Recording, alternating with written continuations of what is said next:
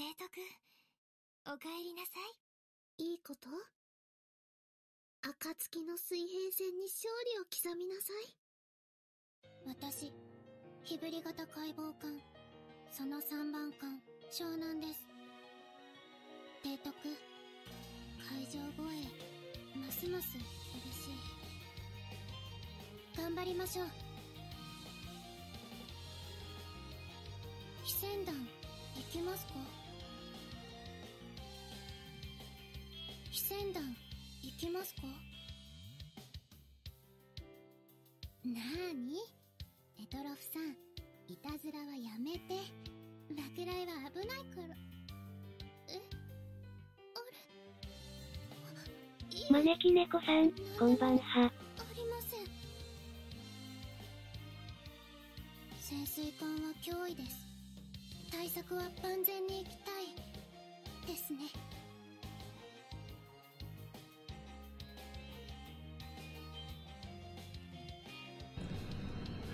はい、こんにちは。タモン丸のカンコレ、タモン丸です。本日も、カンコレ始めていきたいと思います。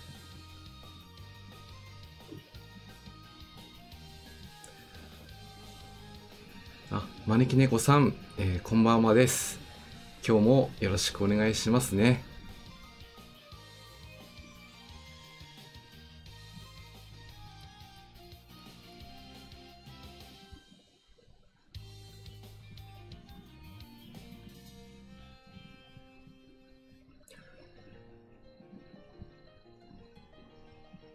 今のね、期間限定イベントも、今週、もとい、来週ですね、12月、10日までの期間となっています。もうね、だいぶ多くの方が、最終回帰の、攻略まで、進めているんじゃないかなと思いますけども、皆さんも進捗ね、だいぶいい方向で進んでるんじゃないかという期待がね、持てる、そんなイベントかなと思います。今日は、今ね、秘書官になってます、湘南を前回は、配信内でね、会うことできなかったんですけども、無事、着任することができました。最初に、湘南のね、プロフィールでも見ていこうかなと思います。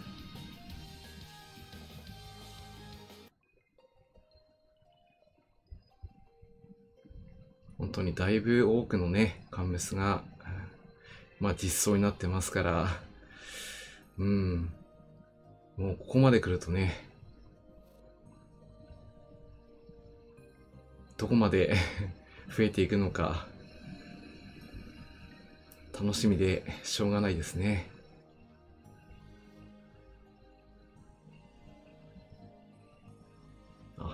もう8ページまで来ちゃったんだ。大変な数だな。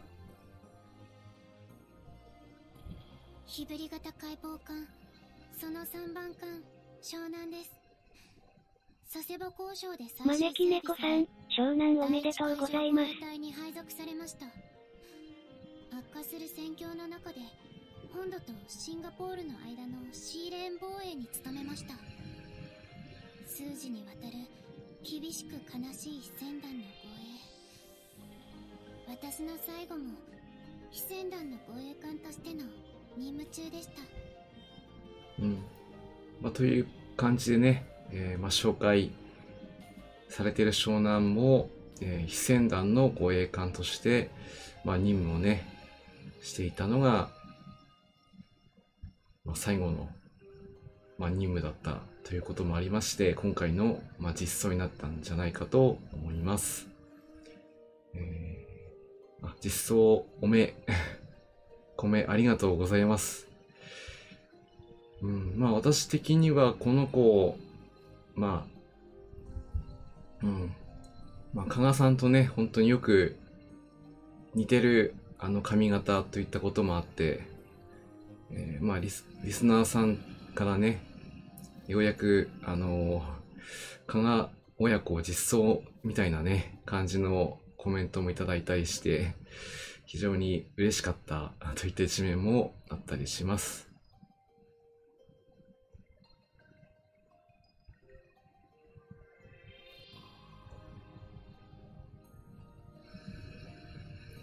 火振り型ですから、当然火振り、あと大刀ですね。順番にこの、実装しているので、果たしてどこまで実装されるのか、楽しみですね。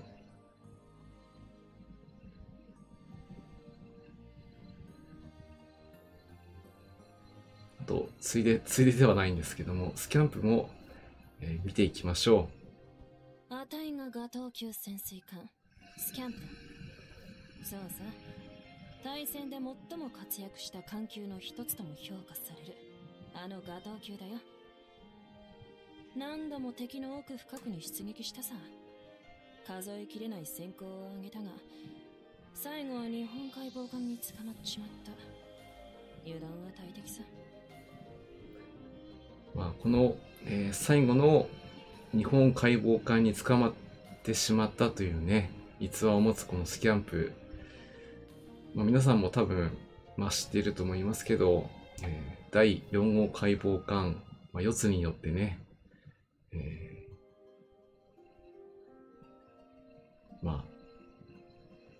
最後を迎えてしまったという、そういった逸話がある、艦ですね。静間艦らしく、独特なね、イラストとなっていますね。艦首魚雷と、あと後方のね、艦尾にも魚雷が発射できるということがあるので、手に持ってる、多分魚雷発射管が前方と、あとは腰についてる魚雷が、後方の発射ということですから、なかなか攻撃的なね、潜水艦になっていますね。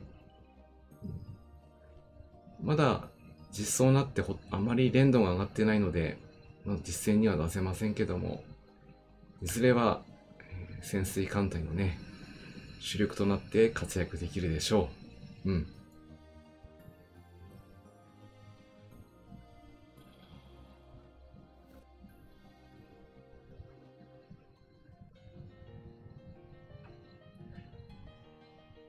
それではね、今日の攻略なんですけども、第3海域の、第1ボス、そちらの、ドロップでね、イントレピット、今回ゲットできるということなので、可能であれば挑戦していきたいということで、今日はそちらの方をね、攻略していくように頑張っていきます。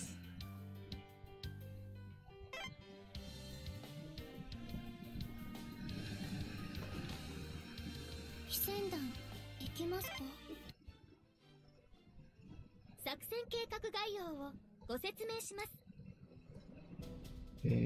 基地航空隊は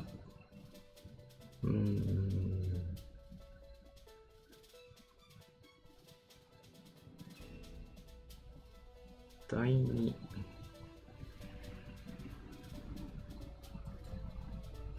第3そうね、第3と入れ替えるか。第3を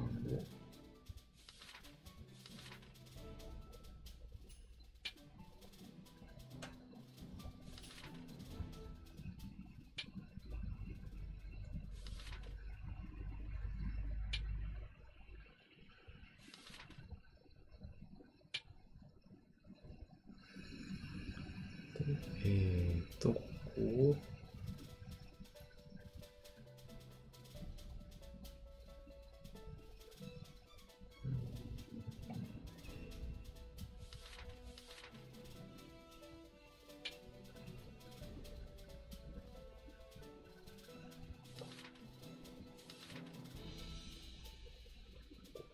3人。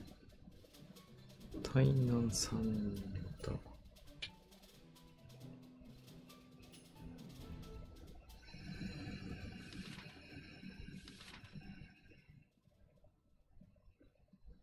とは、ちょっと距離わかんないからこっちにしとこ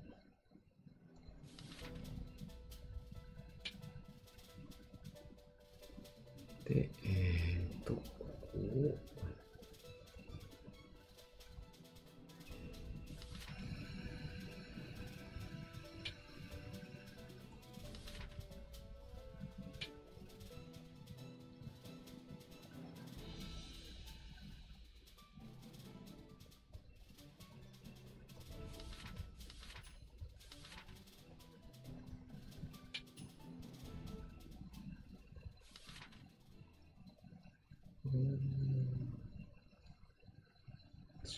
ここは、これにしとくか。よし。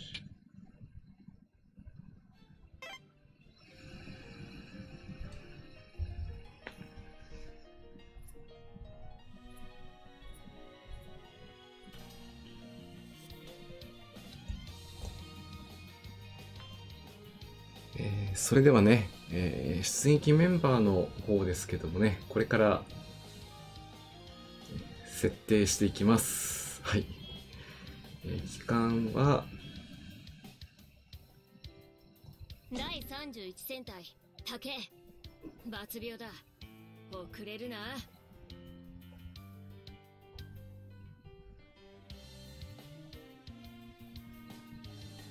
ここは連合だから、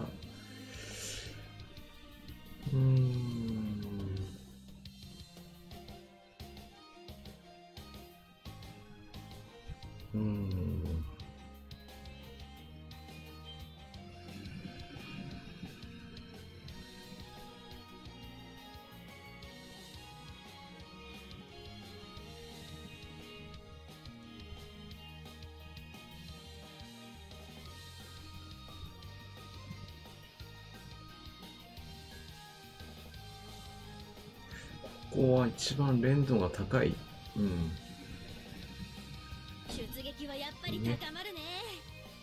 最新鋭アブレッ追求軽順ガルバルディ出るぞ。で、あとは俺に勝負を挑むバカはドイツだ。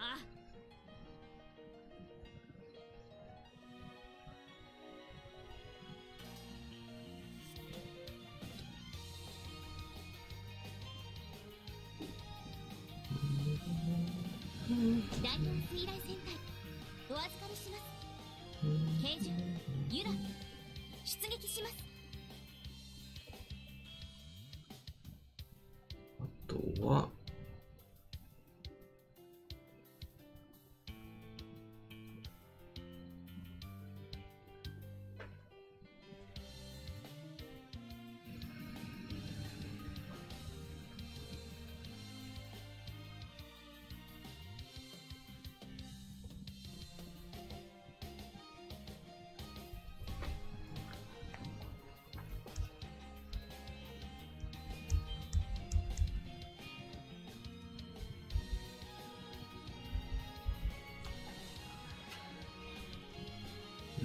誰にしようか。軽順を誰か入れないといけないんだけどもな。いいか。じゃあこっちで。艦隊出撃します。巡洋艦アブルッチ抜病。皆さん続いてください。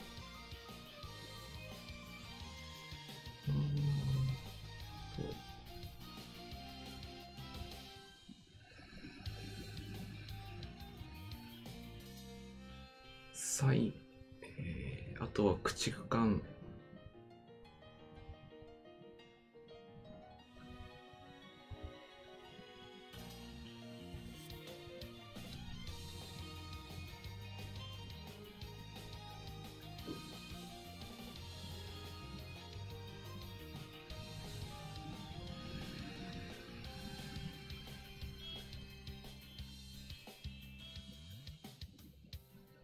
やっぱり遊具も型から選ぼうかな。私も、21駆逐隊朝霜出るよ。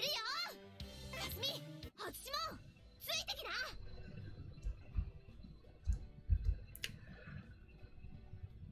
さて、最初の竹にはね、フィニッシャーになってもらいたいんで、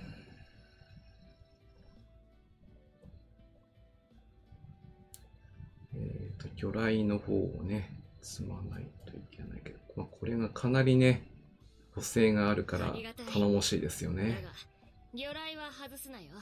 頼むぜ。いい装備だ。助かる。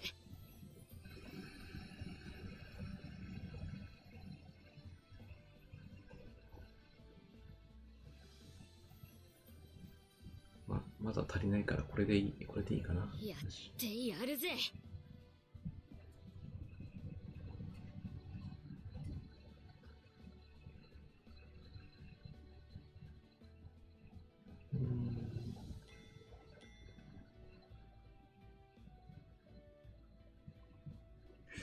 ここは通常通りでいいかな。通常の。おう、いいな。ありがたい。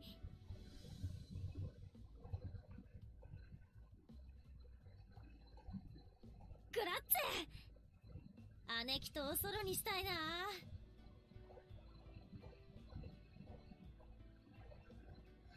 おそろにしたいですね。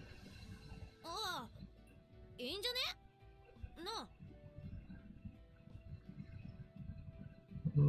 基礎に関しては雷撃と、対戦両方してもらいたいですね。招き猫さん、竹葉運が高いですからね。そうですね。竹のカットイン期待したいですよね。水蒸気いらないね、そんなものは。あとは、爆雷ね。いいね、こういうの。うん。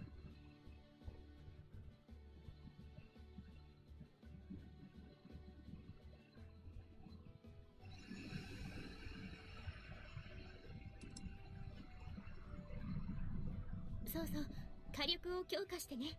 ね。ね。うん。私のカタパルトって邪魔かな。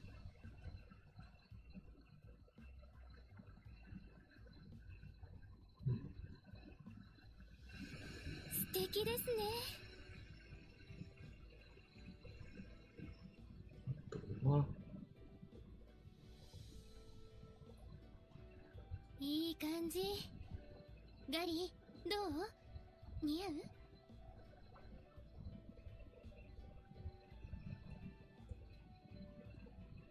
素敵です。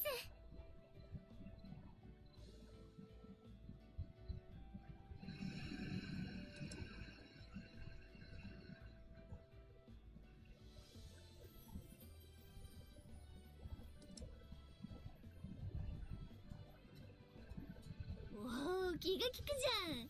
いいね、いいね。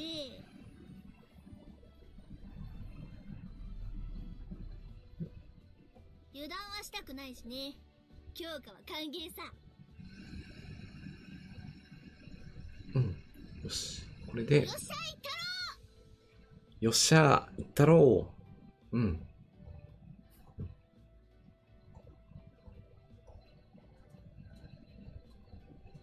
おお、気が利くじゃん。いいね、いいね。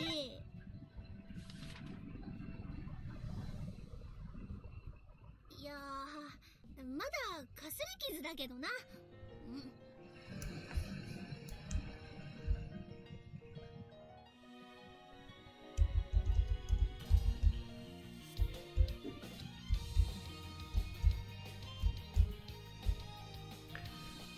それでは、準備が整いましたので、出撃していきたいと思います。作戦計画概要をご説明します。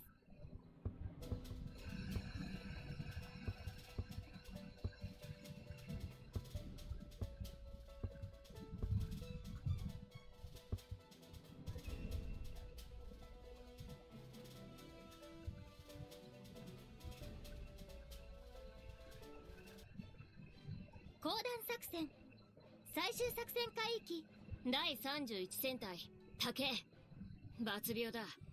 遅れるな。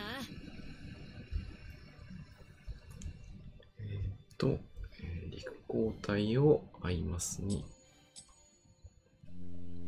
そして、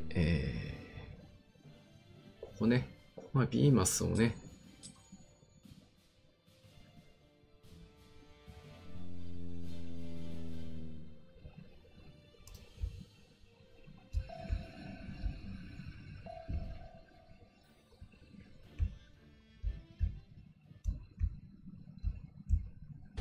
見つけたぜ。逃がすかよ。こ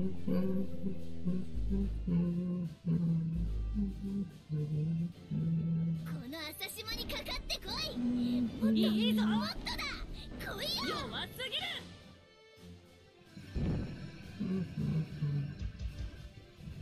お前らの指揮官は無能だな。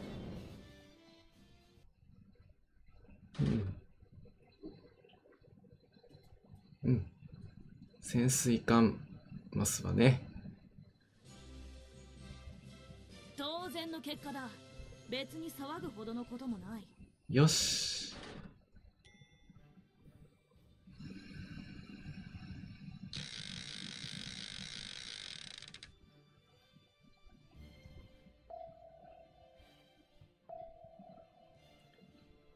ここは、空襲なので臨形陣でいきましょう。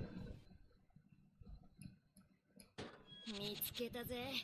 逃がすかよ。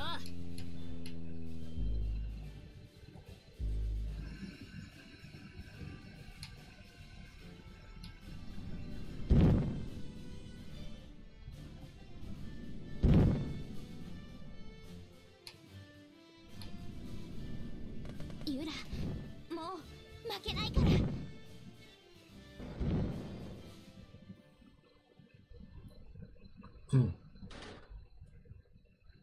よし。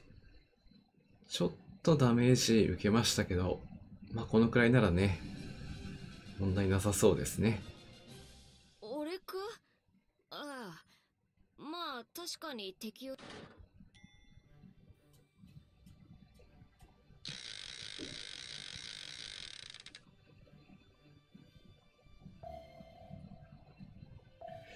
ここは警戒陣でいいかな。見つけたぜ。逃がすかよ。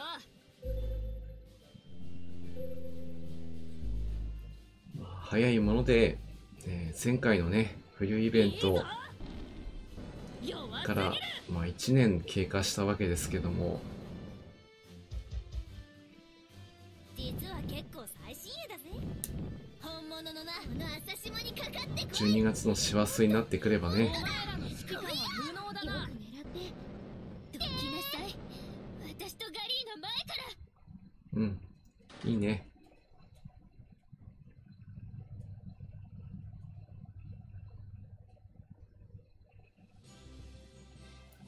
よし。当然の結果だ。別に騒ぐほどのこともない。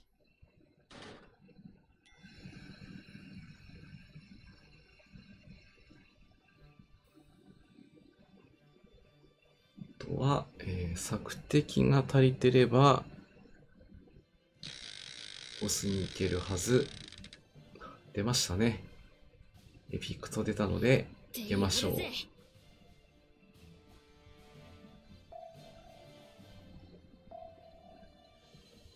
それでは戦闘開始。みんな頑張ってきてね。見つけたぜ。逃がすかよ。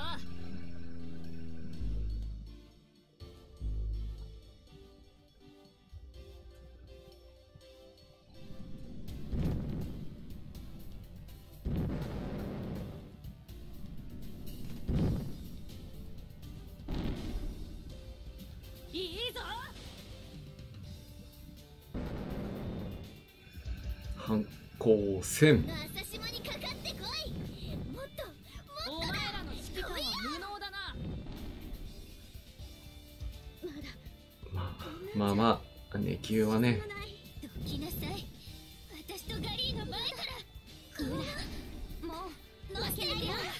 やめてください。構うことねえ。やっちまえ。構うことねえ。やっちまえ。で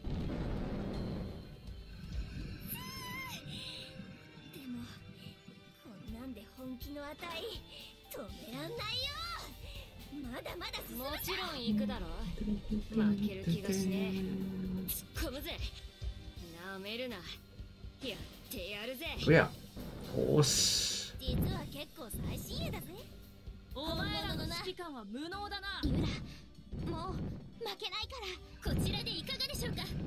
あ、硬い。この朝島にかかってこい。もっともっとだ。来いよ。うん。ちょっと、ボスに意識がね、行き過ぎちゃったか。俺か？ああ。まあ、確かに敵を沈めたが。あ、そして、無情のガシャン。帰ってきたぜ。うん。でもまあ、ボスにはちゃんと行けましたし、このまま、続けていってみましょ値としたことがちょっと整理や修理も大切よね。私、先にシャワーを。ありがち。こんなのかすり傷だ。作戦計画概要をご説明します。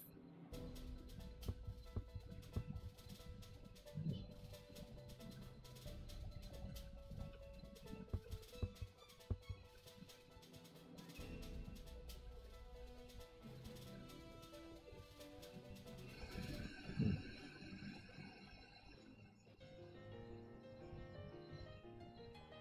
どれ？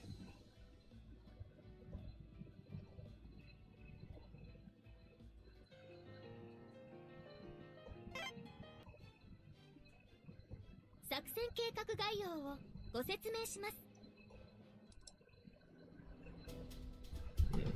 と。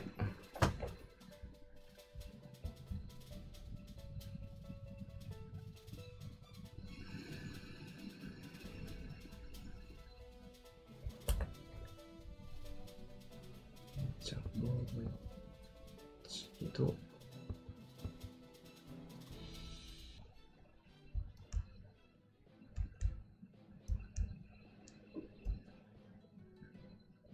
公団作戦最終作戦海域作戦要項です。本作戦海域は連合艦隊編成による出撃です。機関練習航空重要艦ゴトランド出撃します。今回の攻撃は、ボスマスですね。こちらの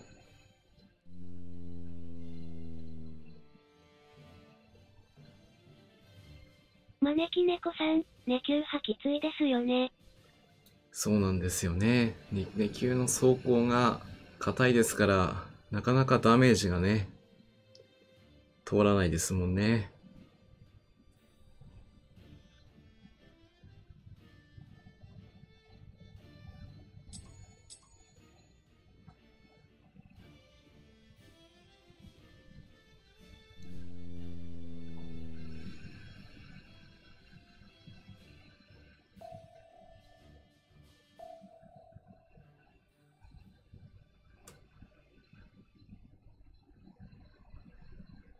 敵を見つけたわ。攻撃準備に入って。みんないい？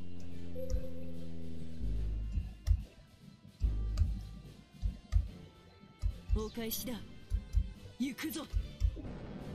6号さん空発艦始めてください。下がりませんよ。そこです。攻撃開始。行きましょう。服を切らせて骨を断つのよ。敵艦隊ミユ、砲、雷撃戦、用意。いい？全艦突撃開始。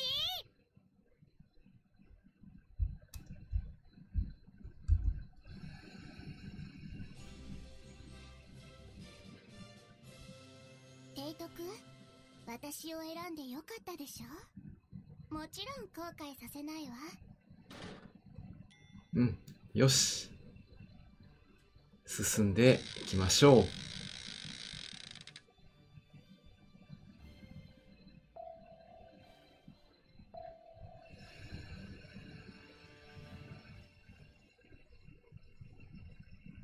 敵を見つけたわ。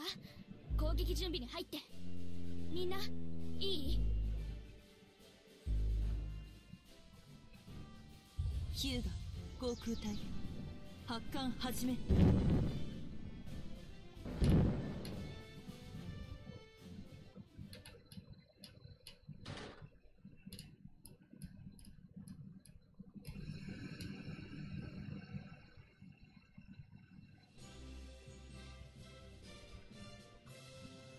あれ？ゴトが1番？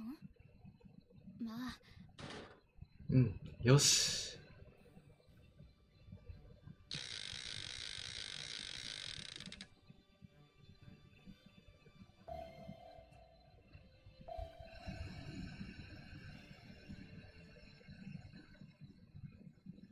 敵を見つけたわ。攻撃準備に入って。みんな、いい？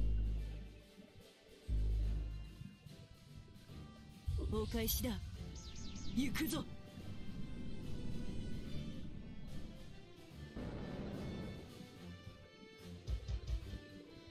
お返しだ。行くぞ。6号さん空発艦始めてください。近代兵装をなめないで。少し攻撃開始。痛いですよ。これでどうだ。服を切らせて骨を断つの面よ。白いように当たるわね。有効かな。お願い。服を切らせて骨を断つのよ。うらー。下がりませんよ。そこです。関西機を放って突撃。艦隊追撃戦に移行します。行きます。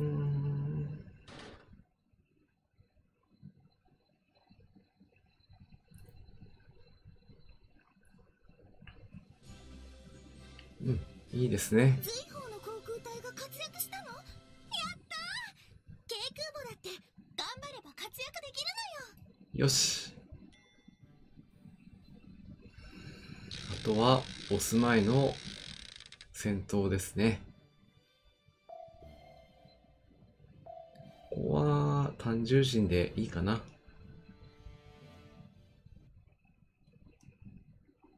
敵を見つけたわ。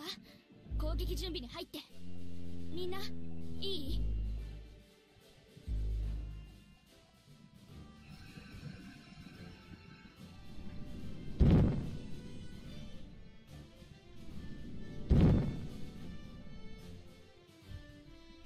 ヒューガ、航空隊、発艦始め。Enemy in sight。全艦戦闘態勢に。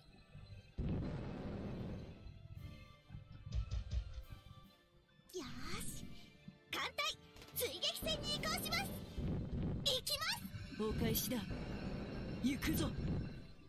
これでどうだ。近代兵装をなめないで。攻撃開始。少し面白いように当たるわね。攻撃開始。気を抜くんじゃないぞ。行きましょう。攻撃でも気を抜くんじゃないぞ。下がりませんよ。お返しだ。行くぞ。艦隊追撃戦に移行します。面白いように当たるわね。攻撃開始。行きましょう。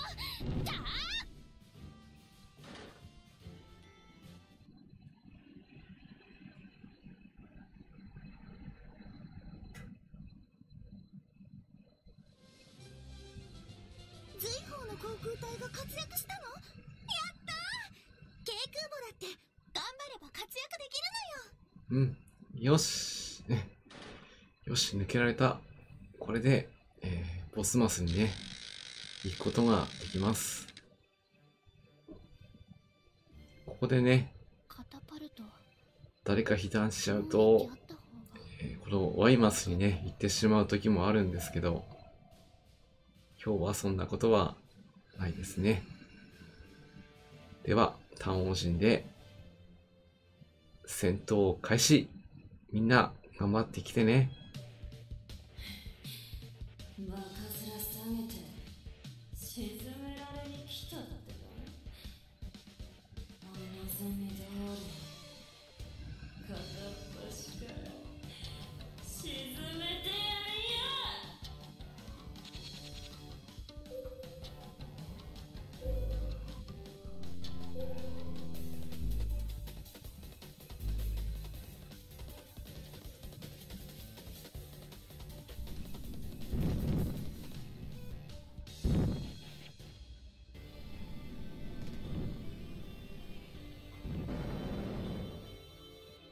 お返しだ。行くぞ。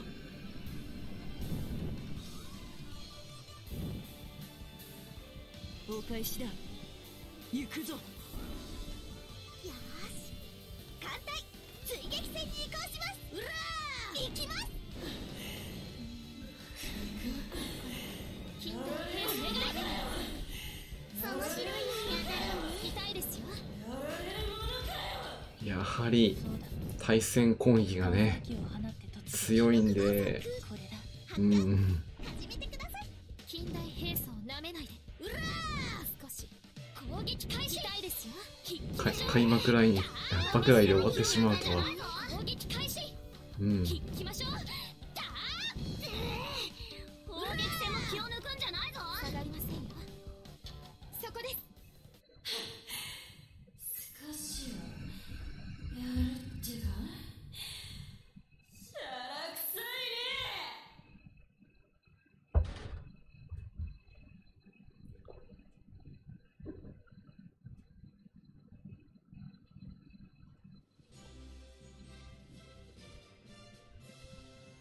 同志アドミラル、空色の巡洋艦がまた一番なのか。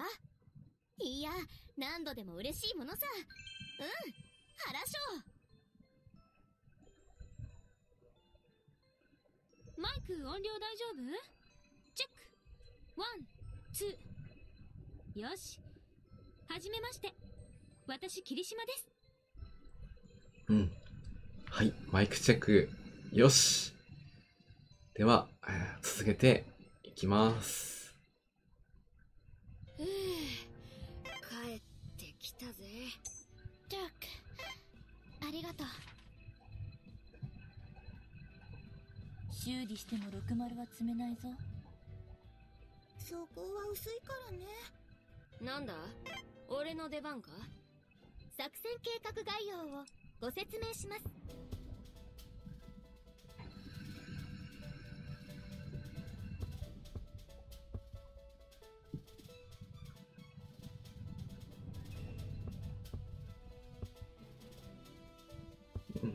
なら防空は出しておいても大丈夫そう。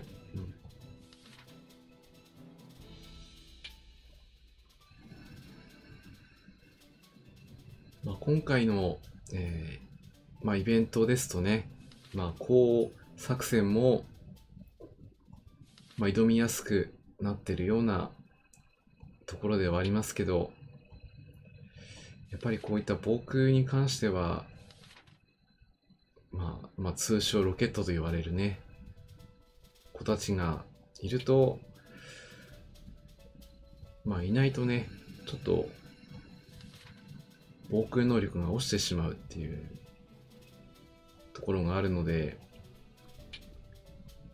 姿勢注水については、任務でゲットできますけど、それ以外のね、子たちはなかなか、イベントを攻略していないと思ってなかったりするんで、一つ、工作戦をやる上では、必須の装備となっているので、運営さんもね、どこかのタイミングで、クリスマスプレゼントでもいいので、一つ配ってくれるといいのかなって思っちゃったりしますね。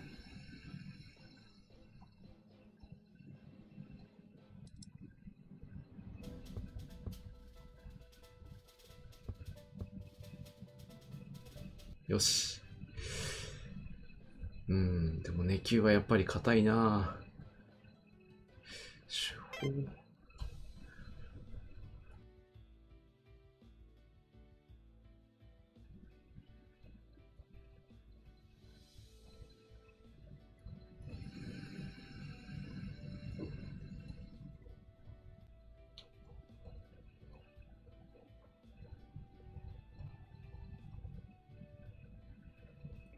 これはまだ改良の余地あり。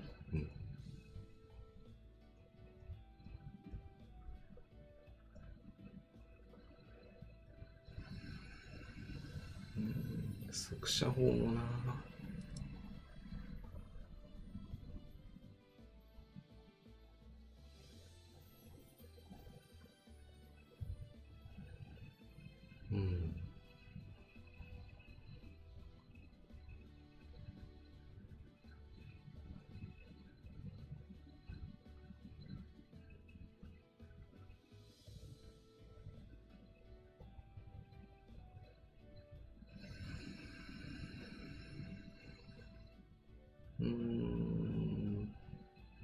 まあいっか。行ってみよう。はい。いいだろう。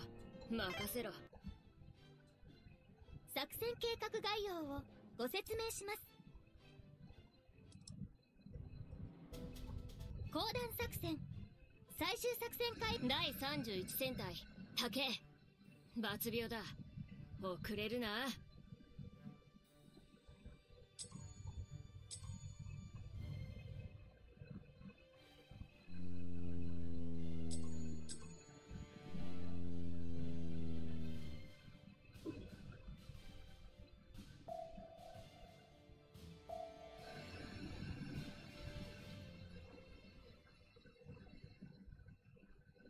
見つけたぜ。逃がすかよ。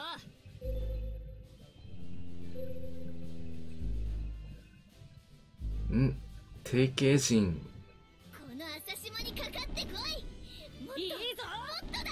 来いよ。いいぞ。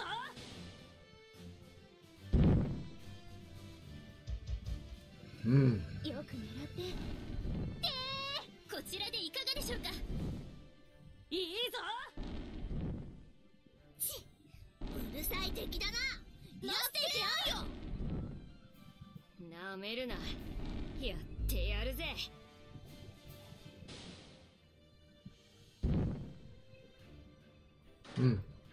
よし。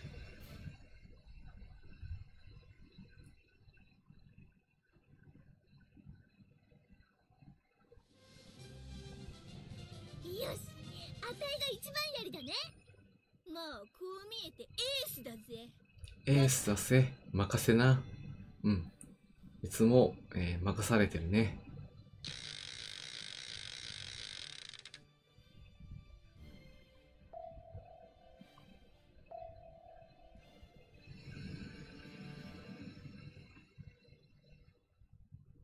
見つけたぜ。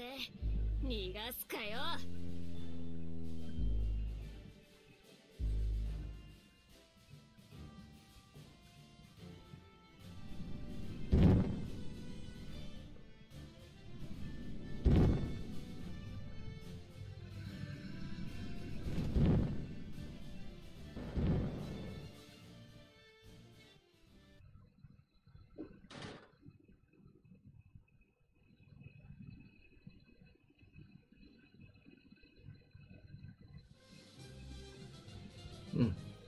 いいね。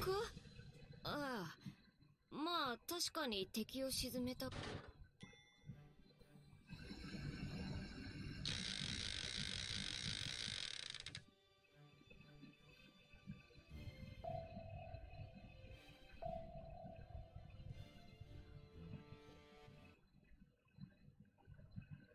見つけたぜ。逃がすかよ。まあ今回のね、イベントがあと来週で終わりますから終わりますけども、その後でねまたクリスマスイベント、任務とかもね多分、実装されると思うんで、何がどの海域でね、どんな装備を取ることができるか、とても今から楽しみですね。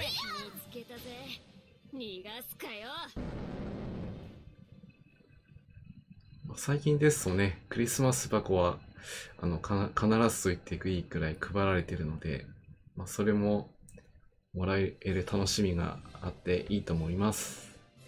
よし、あたいが一番やりだね。もうこう見えててエースだぜ。任せな。ね。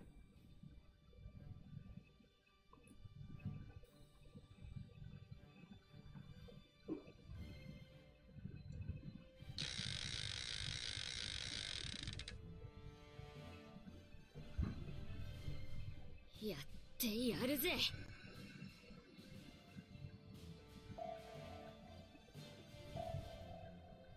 さあ、今度は、2回倒してつけたぜ。逃がすかよ。倒してほしいけど強いからな。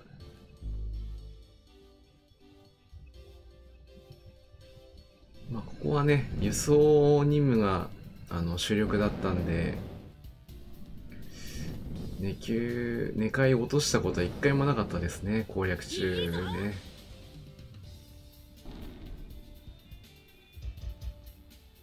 実は結構最新鋭だぜ。本物のな。まだこんなんじゃ沈まない。いいぞ。やれるだけのことはやってみましょう。人狩りの前から私島にかかってこい。構うことねえ。やっちまえ。構うことね5本え。やっちまえ。60。私顔とかはもう許しませんよ。もちろん行くだろ。負ける気がしねえ。突っ込むぜ。なめるな。やってやるぜ。おお、さすが竹のカットインはね、強力ですね。うん。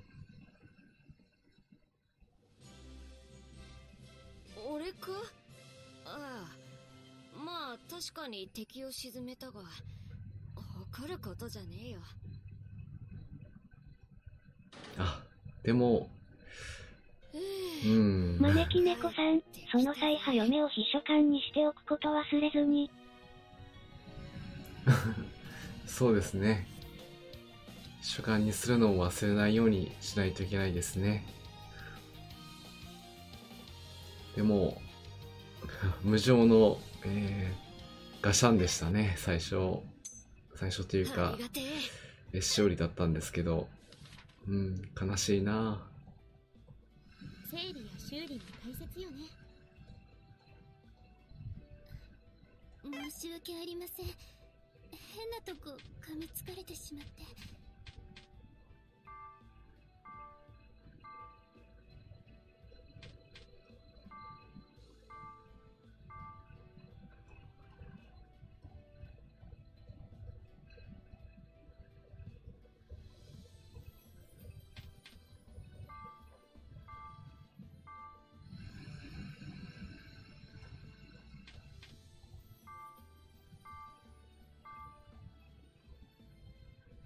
いいだろう。任せろ。招き猫さん、S ですね。作戦計画内容をそうですね。勝利取れました。で、ガッツポーズ。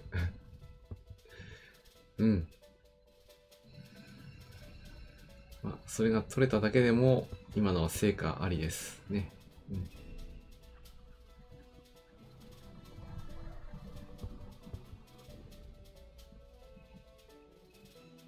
なんだ？俺の出番か？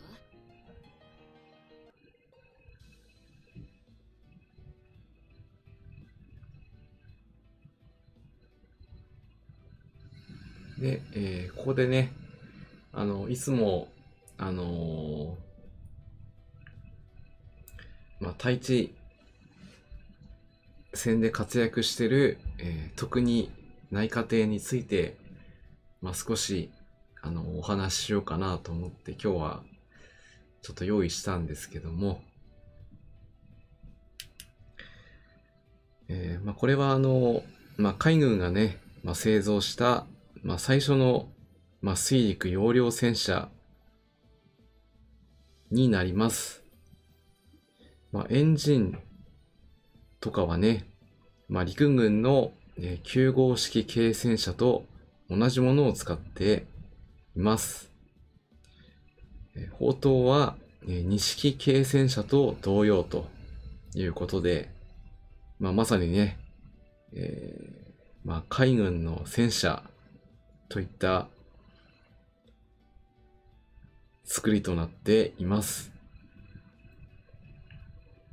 実際の開発初期からね、陸軍と協力しながら、海上機動旅団用のね、装備として、陸軍でも配備計画があるなど、共通装備となる可能性があったというね、なかなか、島を巡る戦いというのは、やはり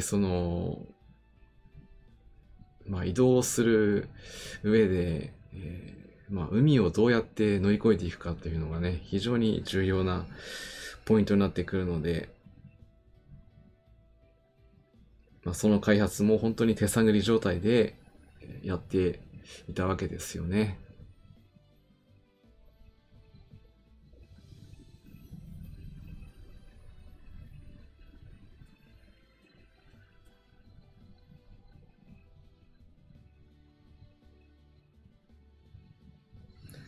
海軍はその、陸戦隊というような名称でね、陸戦部隊を運用しています。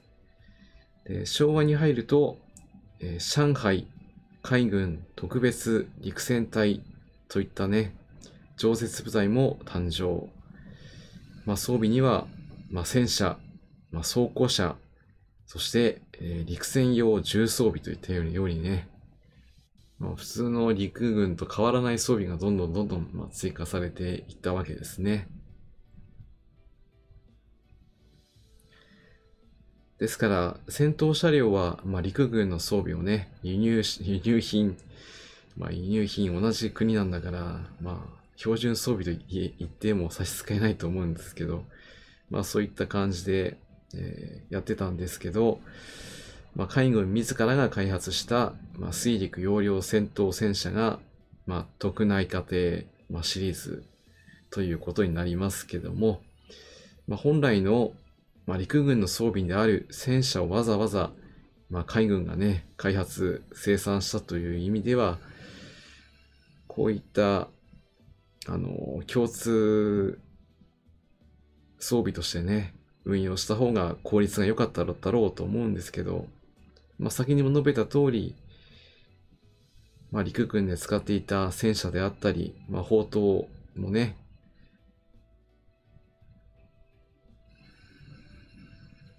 共通装備として使っていましたからね。上陸など意識したんでしょうね。どうしてもね、対米戦においては、上陸作戦、これに関しては陸軍に委ねていましたから、海軍としても、そういった陸戦をするためにはね、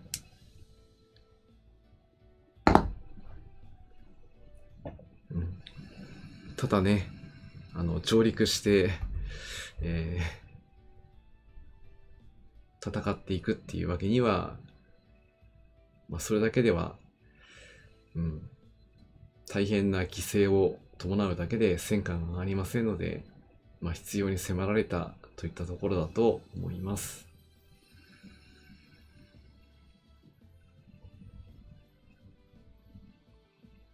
よし。それでは、出演機の方にね、移っていきましょう。はい。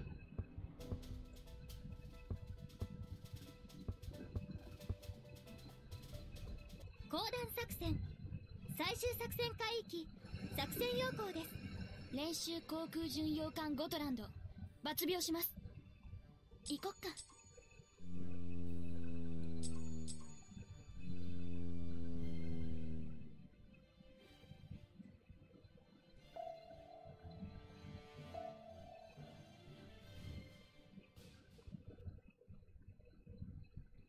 敵を見つけたわ。攻撃準備に入って。みんないい？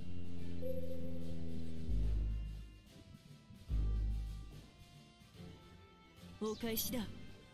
行くぞ。よーし、艦隊追撃戦に移行します。行きます。うらーお願い。そこです。面白いように当たるわね。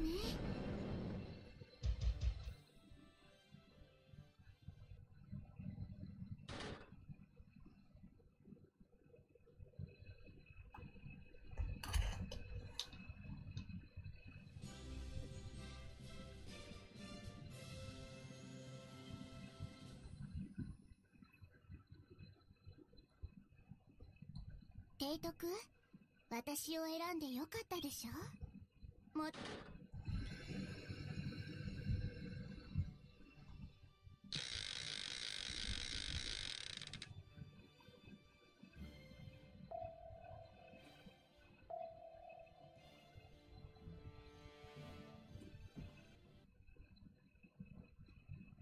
敵を見つけたわ。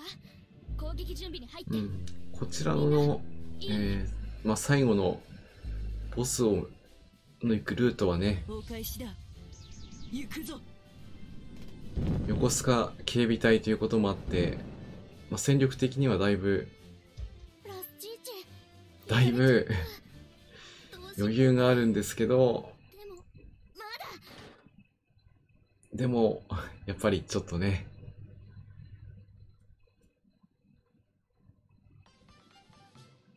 こんなこともあるよね。ゴトが一番？まあ一応退避はできるんだけど、ここは、退避せず撤退しましょう。残念。帰ってきたぜ。ジャック、ありがとう。もう空襲は怖い怖い。ちょっと本格的に直さなきゃ。なんだ？俺の出番か？作戦計画概要をご説明します。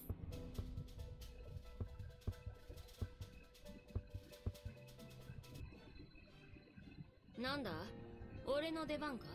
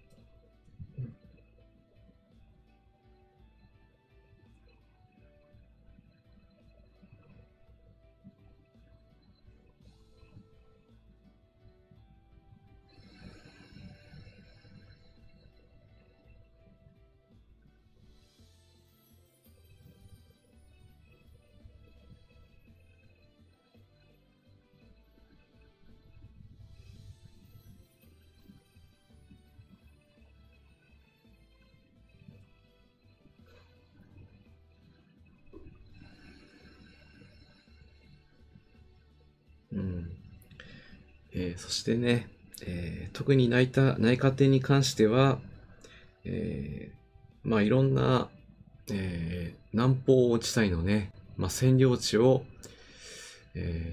占領するにあたって、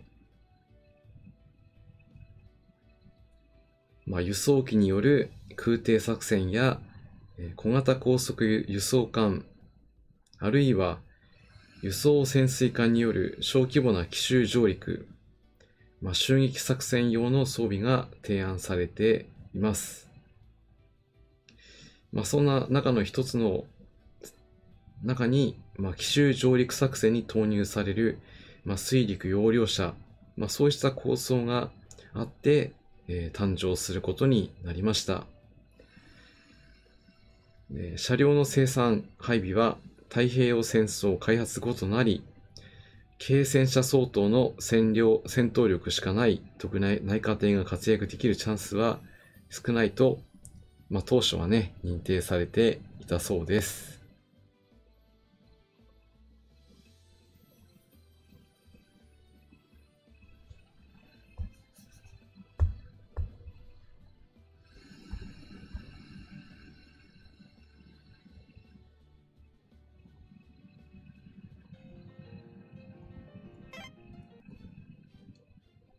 作戦計画概要をご説明します。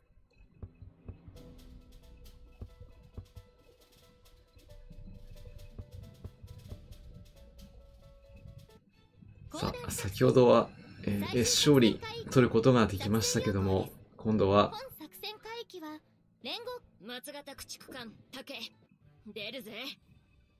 いけるかな。負けるかよ。行くぞ。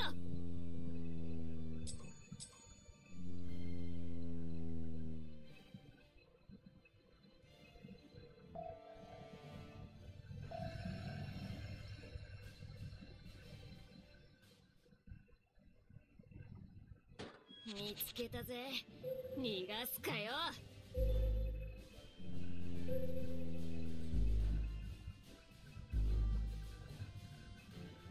この浅島にかかってこい。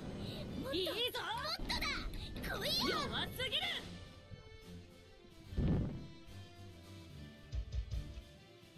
どきなさい。私とガリーの前から。うるさい敵だな。やってやんよ。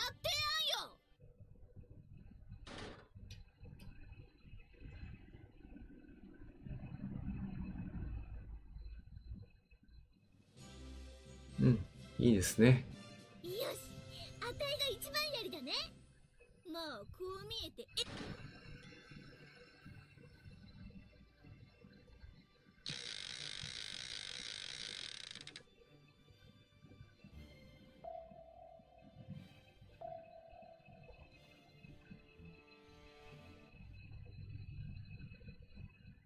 見つけたぜ。逃がすかよ。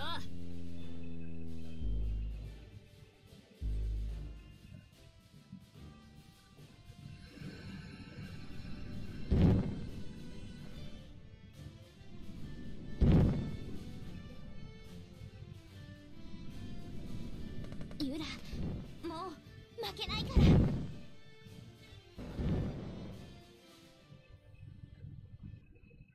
うん、よし。うん。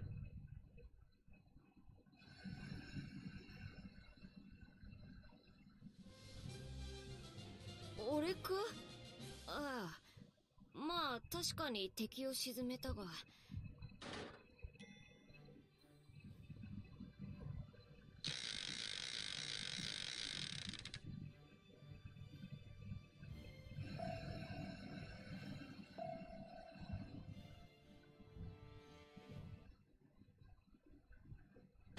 見つけたぜ。逃がすかよ。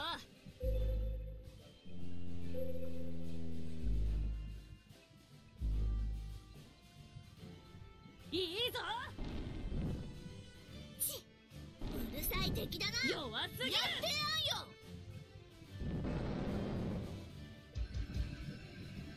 んよ。ユラ、もう負けないから。実は結構最新鋭だぜ。本物のな。いいぞ。この浅島にかかってこい。来なさい。もっと私とガリーの前から。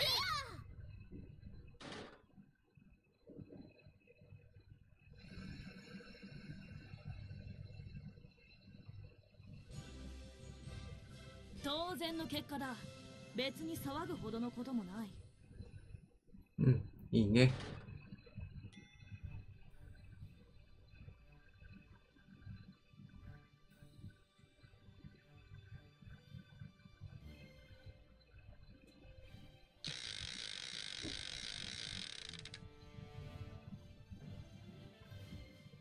うん、やってやるぜ。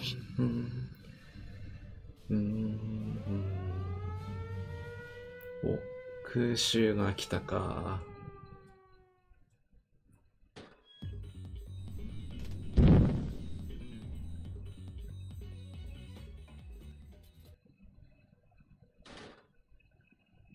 うん。損害はありません。よし。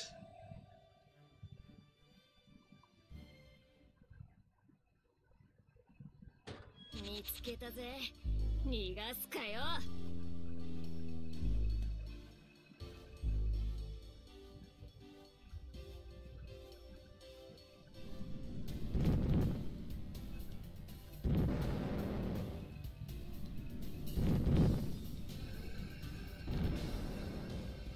弱すぎる。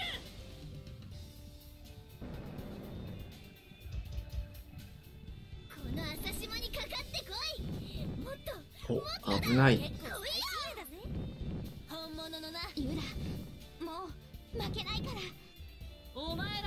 感は無能だな。来なさい。私とガリーの前から。やっちまえ。見つけたぜ。ああ、全部ね、急にいった。ちょっとばかし。どうも、ボス戦には、ボスに与えるプレッシャーが半端ないな。もちろん行くだろ。負ける気がしねえ。突っ込むぜ。なめるな。やってやるぜ。下に行っちゃったか。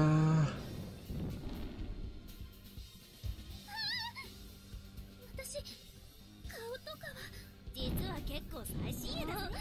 許しませんよ。足りるかな。負けないからこちらでいかがでしょうか。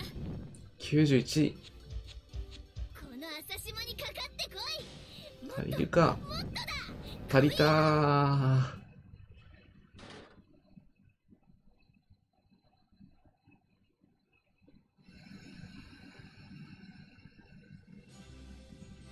私もナイスフォロー。ああ、まあ確かに敵を沈め。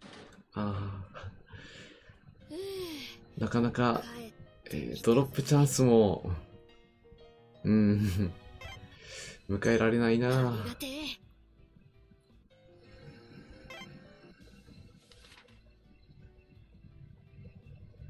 ありだな。申し訳ありません。変なとこありがとう。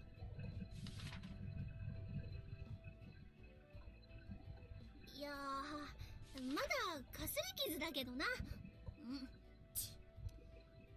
少し。なんだ、俺の出番か。なんだ、俺の出番か。作戦計画概要をご説明します。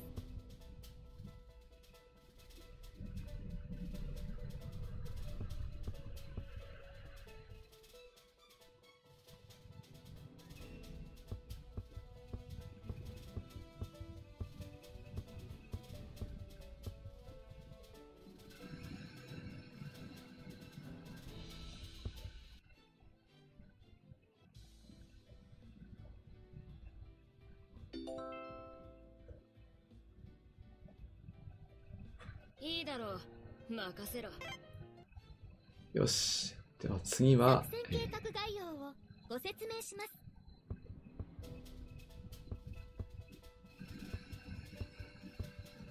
講談作戦、最終作戦海域、作戦要項です。練習航空巡洋艦ゴトランド、抜病します。招き猫さん、出ませんね。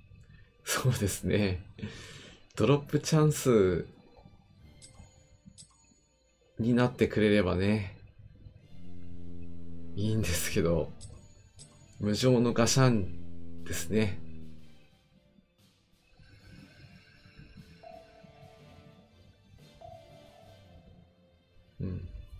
せめて、チャンスになってほしい。見つけたわ。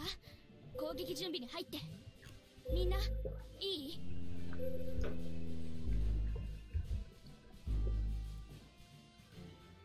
お返しだ。行くぞ。よーし、艦隊追撃戦に移行します。うらー、行きます。近代兵装をなめないで。攻撃開始。鍛えていきましょう。服を切らせて骨を断つなよ。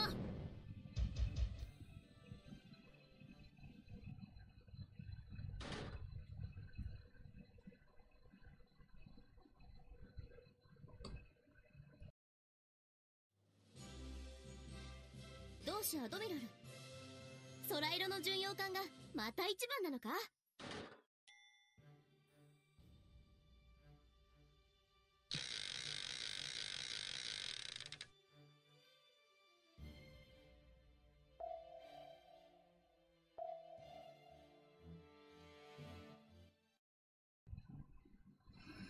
敵を見つけたわ。攻撃準備に入って。みんな、いい？お返しだ。行くぞ。Enemy in sight。全艦戦闘態勢に。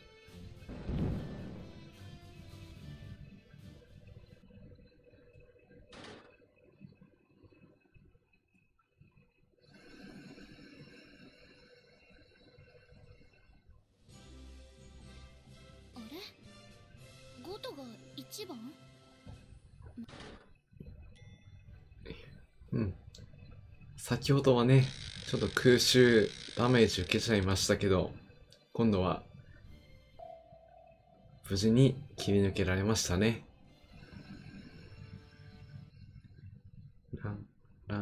敵を見つけたわ。攻撃準備に入って。みんな、いい？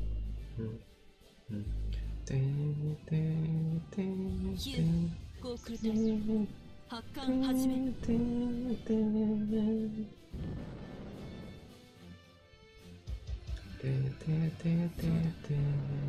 艦載機を放って突撃。よーし、これだ。艦隊追撃戦に移行します。これで動作行きます。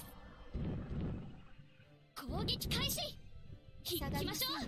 だー、そこで砲撃戦も気を抜くんじゃないぞ。有効かな。お願い。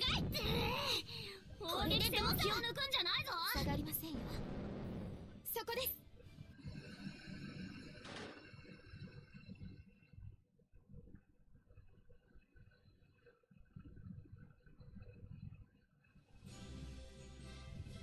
随砲の航空隊が活躍したの？やったー！軽空母だって頑張れば活躍できるのよ。ね。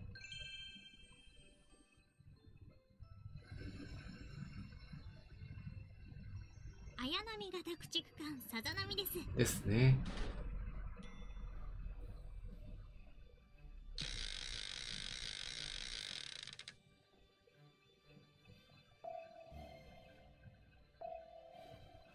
ここは、警戒陣かな。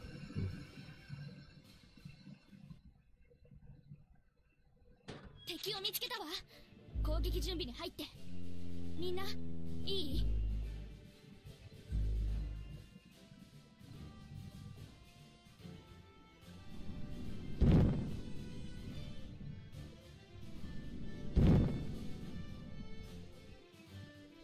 お返しだ。行くぞ。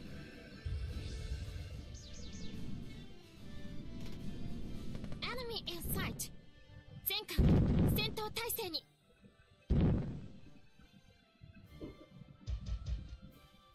653空発艦始めてください。あなんてざま。もらっちゃったか。また来るんだからね。うらー。近代兵装をなめないで。少し攻撃開始たいですよ。行きましょう。骨をかませろ。ように当たるわね。有効かな。お願い。攻撃戦も気を抜くんじゃないぞ。これで動作下がりませんよ。そこです。艦載機を放って突撃。発艦始めてください。あ、いけない。長波が、大破してしまった。随砲の航空隊が活躍したの？やったー！軽空母だって頑張れば活躍できるのよ。お、エトロフ型解剖艦3番艦のサード様だぜ。し、ね、いい。よろしくな。ひひ佐渡、現るですね。よし、ここは、意見愚信を受領して進軍します。ちょっと火力がね、対戦火力が落ちちゃうんで、カタパルト倒せるかちょっと微妙なところですけど、行ってみましょう。なので、招き猫さん、カット。大破発来、異常症なり。そうですね、大破はね、せめて中破だったらいいんですけど、ワンパンですから仕方ないですね。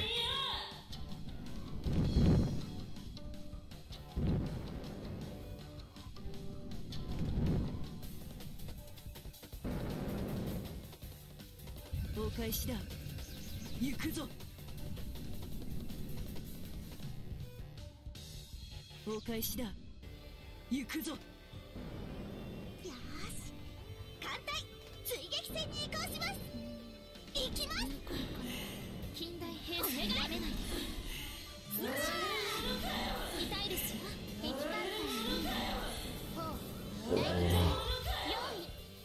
用意。やはり全突撃開始。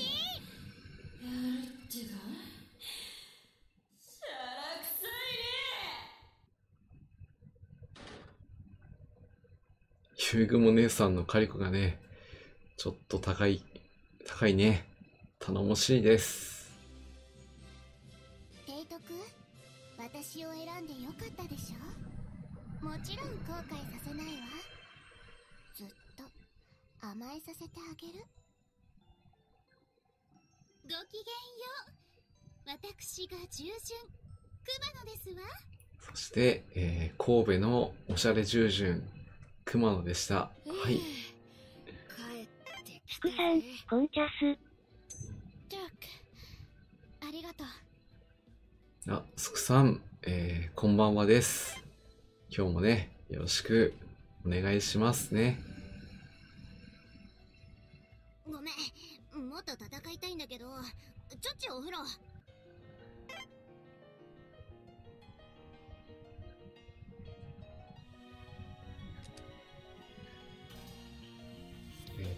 今回の前回紹介をした、湘南をね、ここでゲットしたんですけども、その前には、こんなにね、解剖官がね、来てくれました。招き猫さん、こんばんは。大変大量な、ここの支務所から3あり枚ますもんね。盗みがなかなか終わらんす。わら。あ、そうですね。そこ連合艦隊なんで、ちょっと、ね、火力が、このイベントの中では一番必要なとこだと思うんで、でもそこまで来たのでしたらね、あともう一息なので、ぜひ攻略していきましょう。一応、今回のね、イベント、来週までですから、今回得られたこの解剖官たちをね、招き猫に気をすおす。誰に、強化に使おうかっていうのを、次回はやっていきたいなと思います。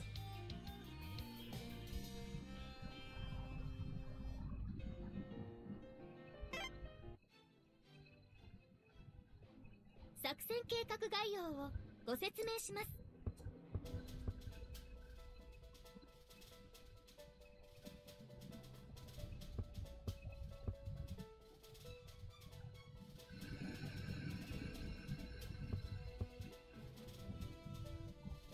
よし。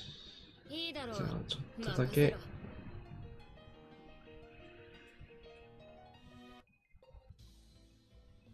スクさん、すね。これいけたら次サクといけそうな気がするす。はい。そこを抜けられればもうボスは、もうね、対戦、ソナー、爆雷。今回、イベントを通して、言えるのが、ギミックがね、だいぶ、数が少なくなってるので、そこら辺はね、かなり改善されてるんじゃないかなと思いますので、あともう少し頑張りましょ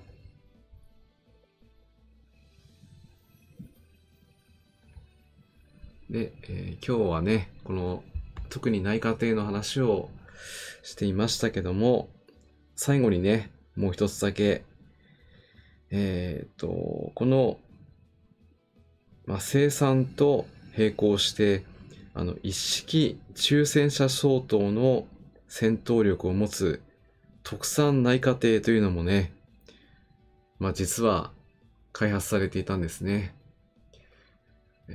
大型なエンジン、そして大きい主砲、まさに海軍の戦車、そういった強化型をね、開発しておりました。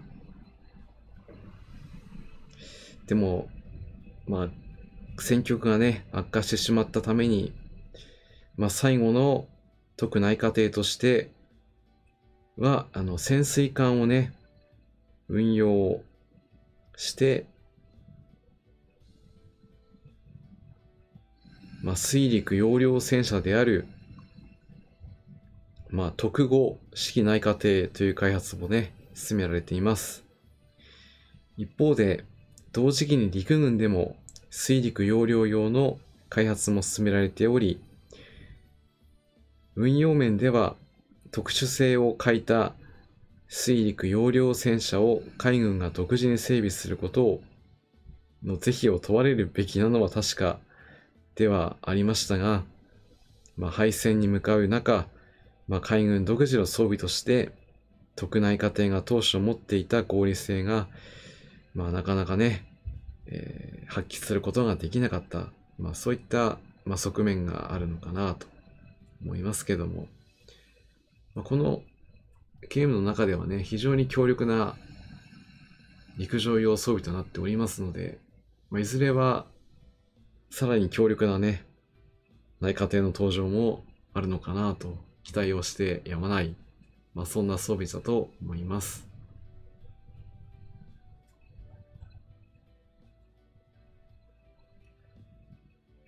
特に内課程妖精さんも可愛いということですね。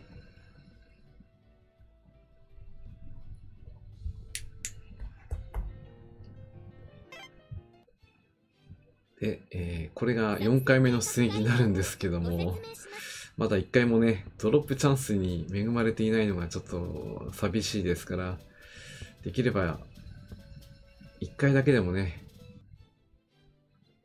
ドロップチャンスに恵まれたいんですけど、運営さんよろしくね。最終作戦海域第31戦隊竹抜病だ。遅れるな。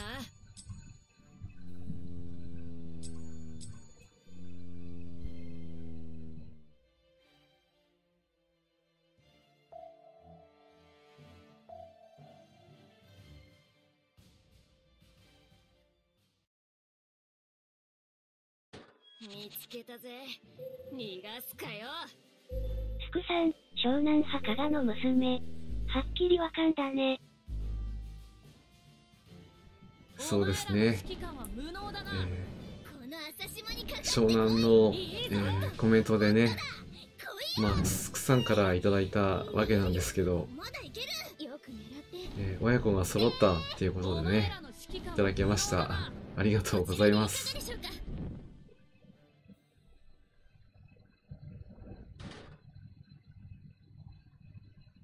いずれは2人一緒にね、出演させられる、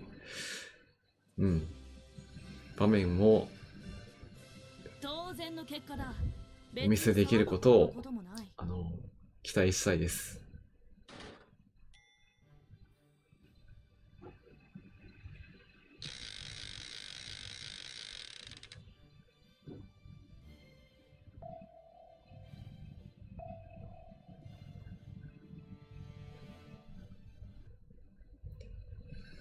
竹の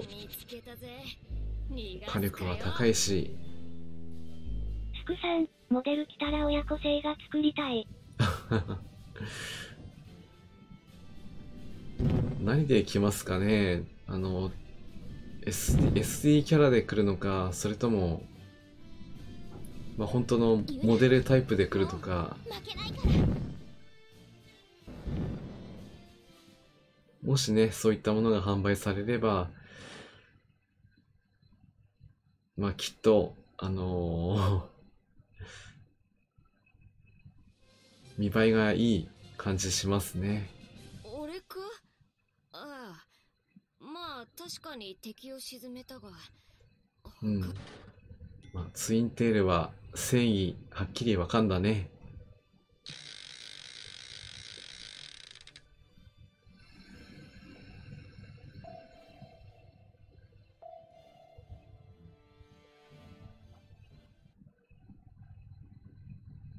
見つけたぜ。逃がすかよ。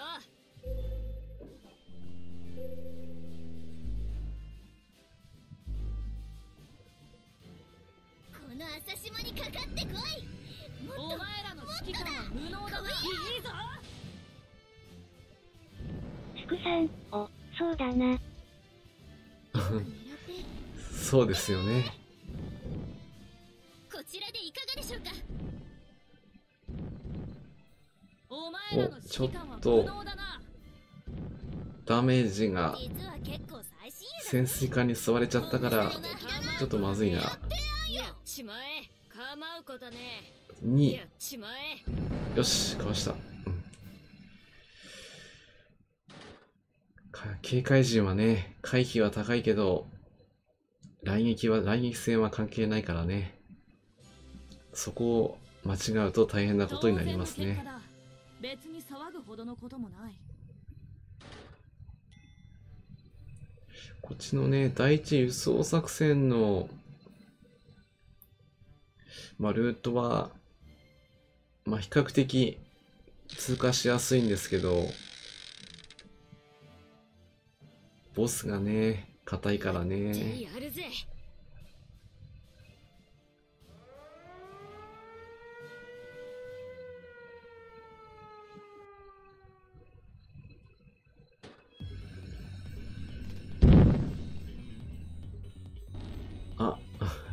空襲突破されるとは、これだから空母世紀は油断ならない。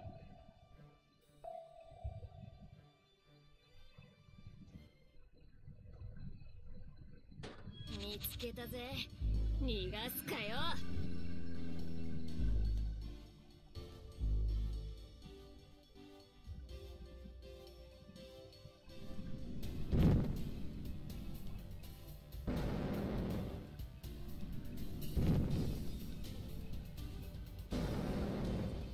弱す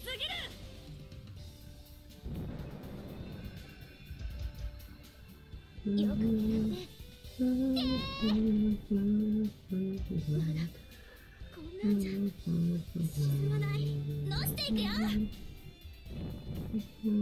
こちらでいかがでしょうか。いいぞ。うるさい敵だな。構うことね。やってやんよ。やっちまえ。見つけたぜ。逃がすかよ。それでは野戦に行ってみましょう。みんな頑張ってきてね。もちろん行くだろ。負ける気がしねえ。突っ込むぜ。なめるな。やってやるぜ。よーし、いいダメージ。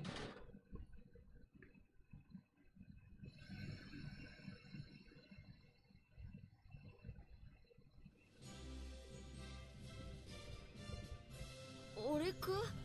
ああ、まあ確かに敵を沈めたが、誇ることじゃねえ。やっと4回目で初めてドロップですね。私、ふみつきっていうの。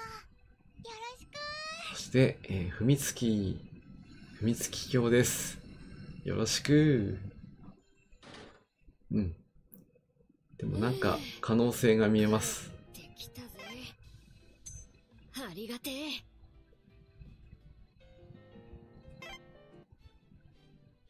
作戦計画概要をご説明します。確率はかなり低いんで、ほんと出たらラッキー程度に考えていかないとね。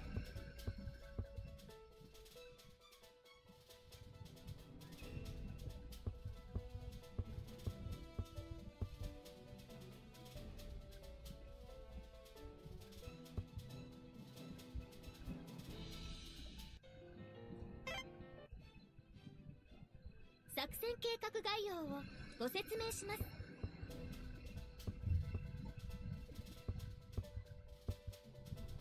公団作戦最終作戦海域作戦要項です。では本作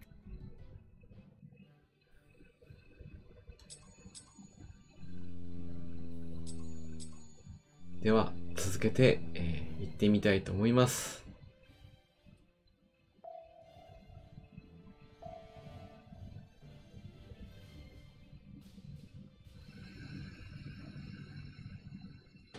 敵を見つけたわ。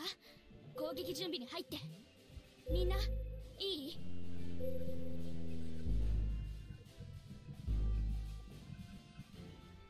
よーし、艦隊追撃戦に移行します。お返しだ。行きます。行くぞ。下がりませんよ。今回はね、ほんと連合艦隊の出撃する機会がこれでどう？お願い。少なかったので、あまりね、骨を立資源の消費が少なくて、すんごい助かった部分がありますけど、でも、やっぱり出撃するとなれば、相手の対応する戦いもね、強力な艦隊が待ち構えていますので、同志アドミラル。これを攻略するまた一番なのか？上では、艦隊の連動、対戦、対空、そして、敵艦隊と殴り合いに勝てるだけの、砲撃力、つまりは大型手法の威力ですね。攻撃準備に入って。これに加えて、道中支援、決戦支援、全部をね、ぶつけていくことが必要になってきます。なかなか大型手法、装備もそうなんですけど、回収をね、すると、だいぶ火力の底上げになってくれますので、あれ？ゴトが一番？どの手法でもいいとは思うんですけど、回収値的には星4ぐらいですね、まで上げてくれれば、表示している火力に加えて、だいたいプラス火力が2程度上乗せされる。さらに命中率とかもね、高められますので、ぜひね、対連合艦隊戦、特に戦艦の手法の、回収は、可能な範囲で、高くしておくことがおすすめかなと思います。6号さん空発艦始めてください。お返しだ。酒井さん、こんちゃっす。そこです。これでどうだ。坂井田さん、こんばんはです。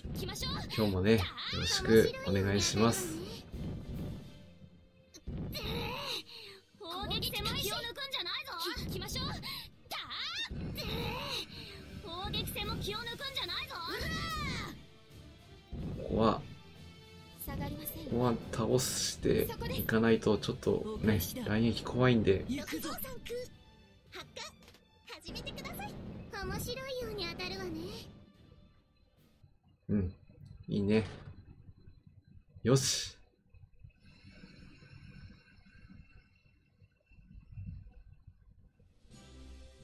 だいぶ打ち合いましたけど、被弾はなし。よし。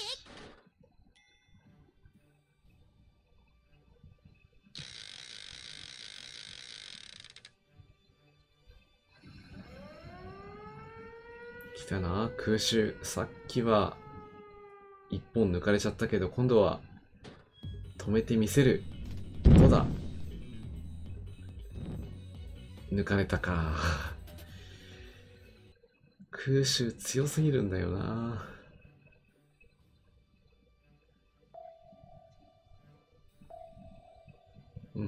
もう警戒心でいきましょう。こんばんは。敵を見つけたわ。攻撃準備に入って。みんないい？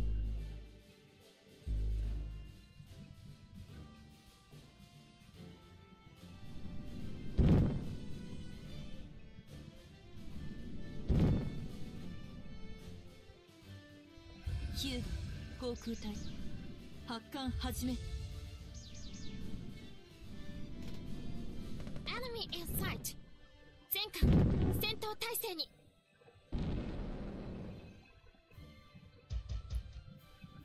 よーし。行くぞ。6号さん空発艦始めてください。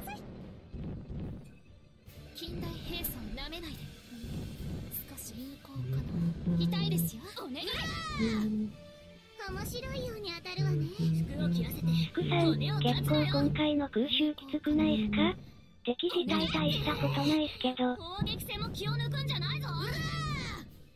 近代兵装を舐めないで。やっぱり少し行くぞ。痛いですよ。なぜかね、イベントは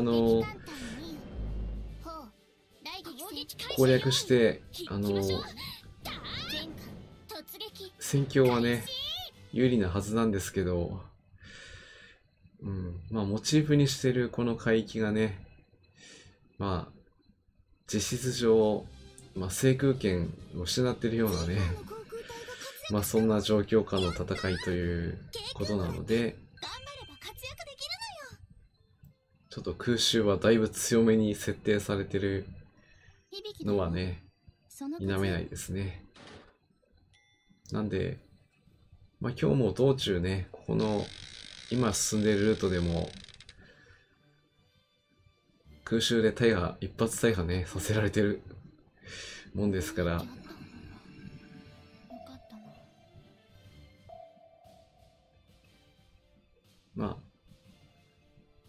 空襲に関してはもう仕方ないとしたら諦めるしかないですね。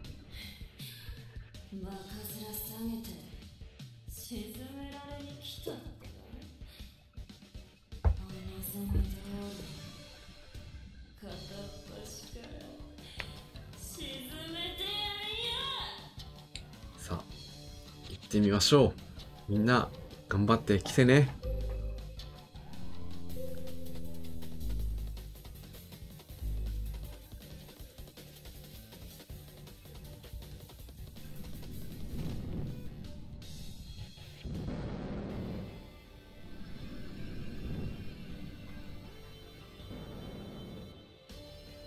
お返しだ。行くぞ。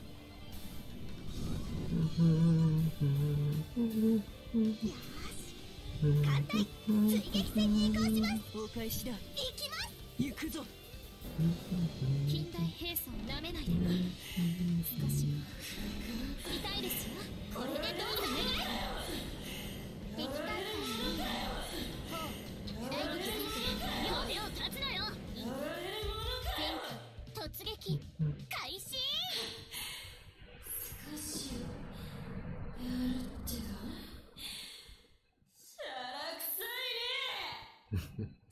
シャラ臭いねーってね。でもみんな頑張ってくれました。提督、私を選んでよかったでしょ。もちろん後悔させないわ。ずっと甘えさせてあげる。あ、特務官宗谷です。提督、お会いできて光栄です。戦闘官ではありませんが、私精一杯働きます。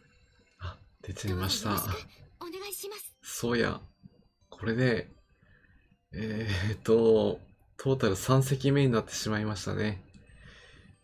どうしよう。でも、運用していかないとね。帰ってきたぜ。特務官なのでここですね。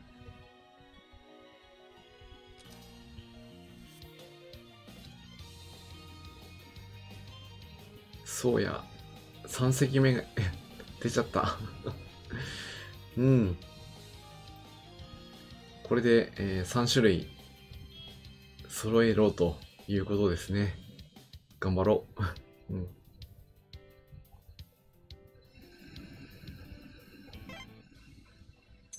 ジャック、ありがとう。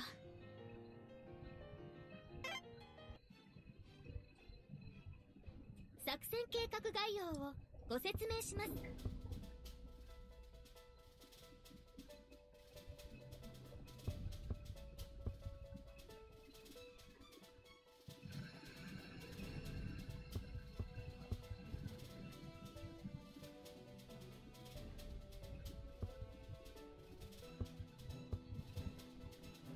招き猫さん、レアですね。そうですね。レア感が出るのは非常にいいことです。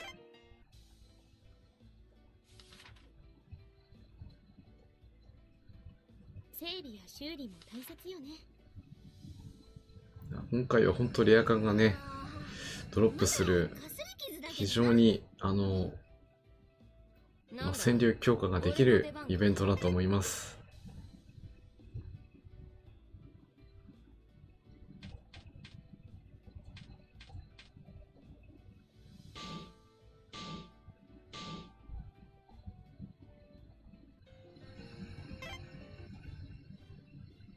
さあ、行きましょうか。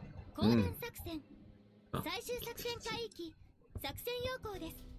本作戦海域は連合艦隊編成による出撃です。高段作戦、最終作戦海域、第31戦隊竹抜病だ。遅れるな。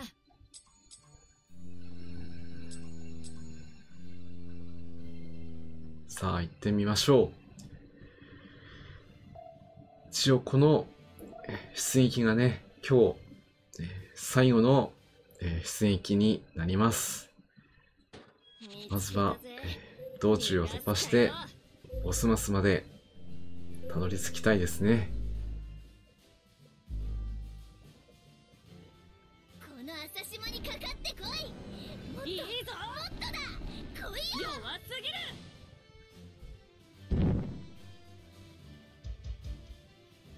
ユラ、もう負けないから。お前らの指揮官は無能だな。乗していくよ。どきなさい。私とガリーの前から。うるさい敵だな。やってやるよ。やってやるぜ。よし。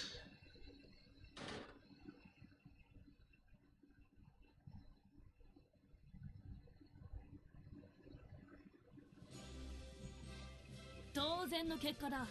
別に騒ぐほどのこともない。まずは第一潜水艦を突破。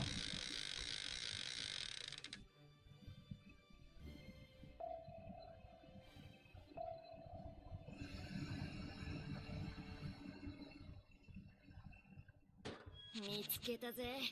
逃がすかよ。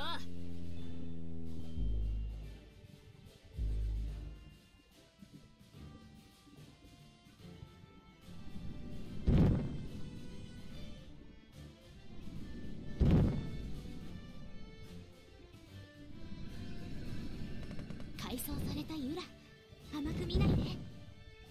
提督さん、行きますね。うん、始めます。いいね。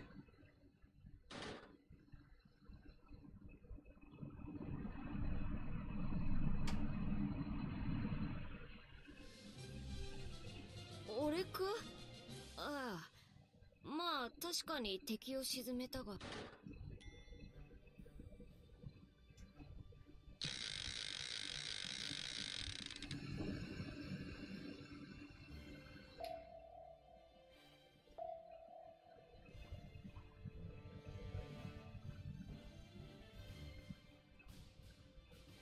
ここは、警戒心でいきます。見つけたぜ。逃がすかよ。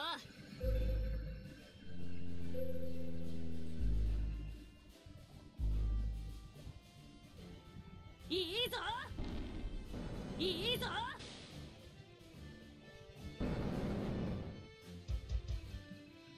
この朝島にかかってこい。お前らの指揮官は無能だな。来いよ。実は結構最新鋭だぞ。よく狙って本物のな。招き猫さん、E3- に渡し派巡洋、軽空母枠を全部艦船にして空襲、制空権対策にしました。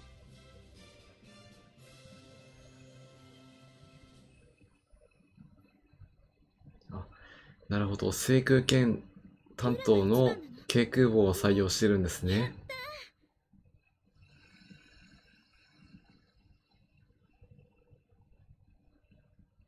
そうですね、私も軽空母枠は巡洋で、艦船ですね。まあ、装備をさせて。じゃとかは言いません。で、最大火力に関しては、まあ、長門と陸奥の胸圧砲でね、相手の戦艦正規にダメージを与えて、野戦でとどめを刺すと。そんな感じになっていければ、理想的な展開になるんじゃないかと思いますね。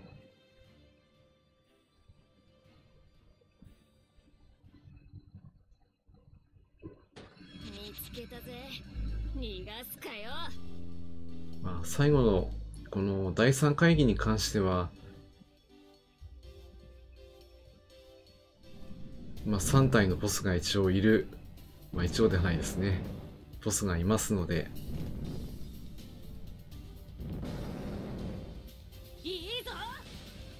それでも、今までのイベント、最近のイベントですとね、その3つの中に連合艦隊2つとかね、入ってきたりもして、非常に、戦闘が苦しい時が多かったんですけど、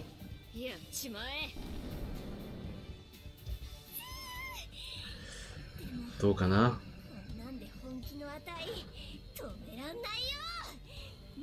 もちろん行くだろ。負ける気がしねえ。なめるな。やってやるぜ。発動せず。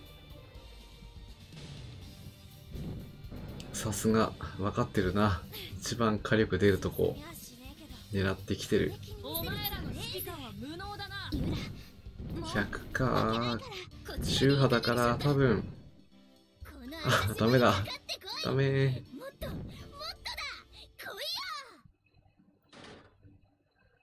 運が高いけど、そうそうね、100% ではないですから。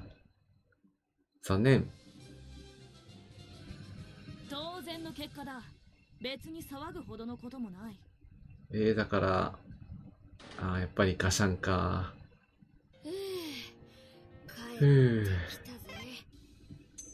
ありがてえ。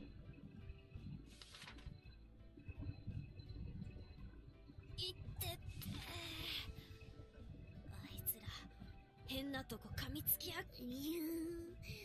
値としたことがちょっとやられちまったな。作戦計画概要をちょっとやられちまった。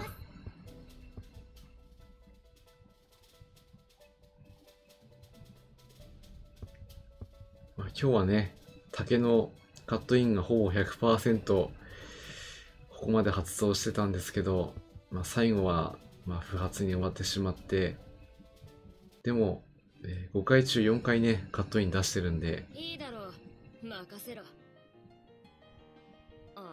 お前疲れてねえか？ダメだろ。お前がそれじゃ休んどけって。その分、俺が何とかするから。竹はいい子ですね。お言葉に甘えさせてもらって、今日はこれであと休んでいきたいと思います。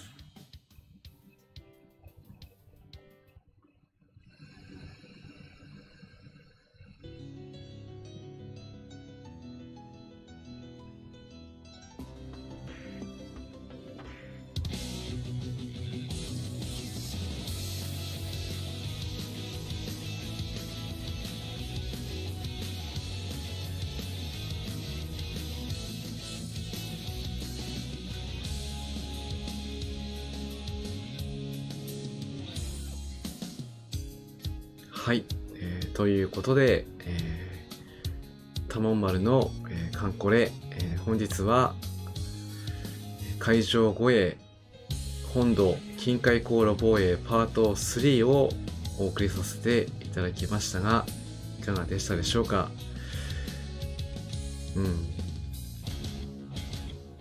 作戦目標の子はねゲットできませんでしたけど、対戦、対空攻撃と、お見せできるところは、十分できたかなと思います。あと1週間の、期間ございますので、福さんも最後までね諦めずに攻略の方頑張ってきましょう。私も、もう一度ね、このイベントの配信していこうと思っておりますので、また決まりましたら案内しますので、ぜひまたいらしてくださいね。よろしくお願いいたします。それでは、いよいよ、冬やってみますわ。ぜひいい報告いただけると、次回ねいただけると嬉しいです。それでは、これで、失礼いたしたいと思います。皆さん風邪などひかないように元気に、年末過ごしていきましょう。それではじゃあね。